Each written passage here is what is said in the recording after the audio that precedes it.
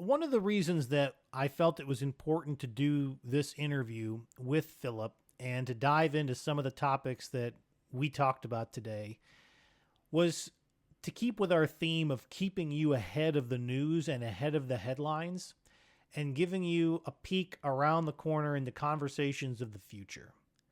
It is my belief that our society, our global society, not just the Western society, not just the English speaking society, but our entire global human race is going to have deeper conversations around the purpose for the business community in our nations and our societies in the coming weeks, the coming months, the coming years, in all likelihood.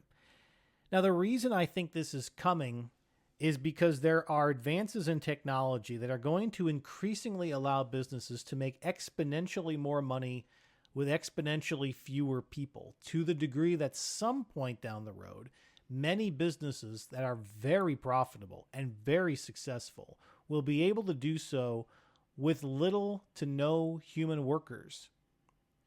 And some businesses that will be able to grow without having the normal constraints of public policy that might have prevented them from polluting their environment or from abusing their workforce.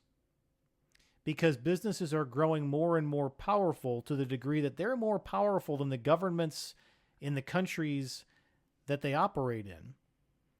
There are businesses, especially in the technology space, that have leverage over governments, will be too big to regulate. And so these companies will occupy a new space in our human existence. They will become governors of their own. Some already have. Some would argue that some technology companies are so critical to the functioning of governments, militaries, economies, that they have an outsized influence in what happens in our lives, whether it's the public square of conversation or whether it's the manufacturing of critical goods and services or food or the administration of healthcare. The point is, there's always been a little bit of a tension in the heart of any country about the role of the business community and its responsibilities and obligations. But generally, those have been conversations on the sidelines. I think those are going to come to the forefront.